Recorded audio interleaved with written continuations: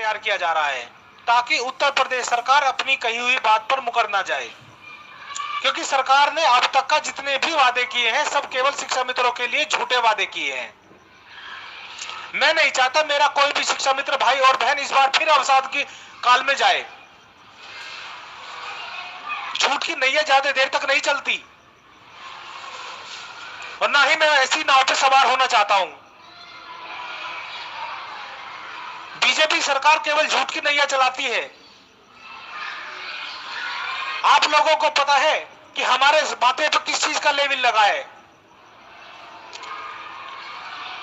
ना चाहते हुए भी शिक्षा मित्र को दोषी करार दे दिया गया।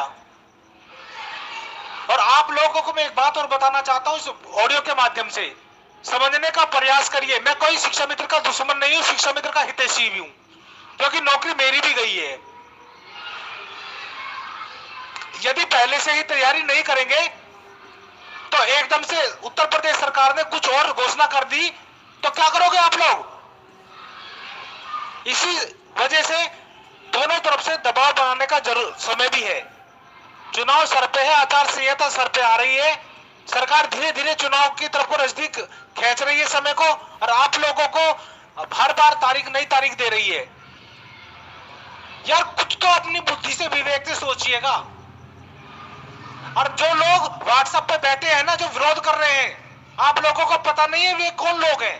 वे लोग हैं जिन्होंने अपना टेट पास क्लियर कर लिया है और तुम लोगों से मजा ले रहे हैं, और तुम लोग उनकी बातों में आके तुम भी जो है लिखना शुरू कर देते हो। कुछ शिक्षा मित्र ऐसे हैं जो लिखित परीक्षा पास करके सहायक अध्यापक बन गए, अब मजा लेने का कार्य कर रहे हैं। समझने का प्रयास करिए आप लोग। यदि अगर हम इस तरीके का कोई कार्य करें, हमें नहीं पता क्या गलत क्या है सही क्या है।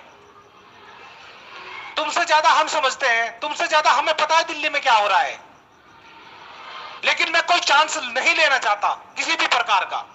इसीलिए मैंने एक बात कही है कि भाई अजय और तिरुपन को दिल्ली में कार्य करने दो, शांतिपूर्वक काम करने दो, और इधर हम बी प्लान तैयार कर रहे हैं, और बी प्लान तैयार करने की यही रणनीति है। यदि सरकार अपनी बात से फिर मुकरती है तो हम एक आंदोलन तेज करेंगे, जिससे सरकार को दिखाई दे कि हाँ चुनाव तुम्हारे सर पे है, और अगर ये इतने शिक्षा मित्र सड़क पर उतर गए तो इस बार क्या हल्ला मचाएंगे। साथियों सहयोग दो, बात को काटिए मत। बात को काटना और जो है अपनी बात को बड़ी करना, घर में बैठ के जो है व्हाट्सएप पर लिखते रहोगे आप लोग, और हमारी जो मनोबल जो शक्ति है ना हमारी, वो टूट जाएगी। आखिर में मैं भी ये कह दूंगा जो तुम्हारे बस की वो कर लो, मैं तुम्हारे से तुम्हारा कोई लेना देना नहीं है, फिर आप लोग कर लेना। क्योंकि मुझे पता है आगे खड़ा होना बहुत बड़ी बात है। अपने आप में जिम्मेदारी लेना और जिम्मेदारियों को निभाना बहुत बड़ी बात होती है। व्हाट्सएप पे नेता बनना नहीं जाता कि व्हाट्सएप पे लिख दिया बोल दिया नेता बन गए। नेता बनने के लिए भी काम करना पड़ता है, आगे आना पड़ता है, अपने आप को दांव पे लगाना पड़ता है। 75 जिलों में एक भी शिक्षा मित्र मुझे बता दो कि कोई सा भी जो इस जिम्मेदारी को लेने को तैयार है, बोलो। कोई भी जेल जाना नहीं चाहता, कोई भी अपने ऊपर धारा नहीं लगवाना चाहता कि कहीं धारा लग गई तो मुझे आगे नौकरी भी नहीं मिलेगी। लेकिन मैं अपने ऊपर यह कंधे में जिम्मेदारी लेता हूं।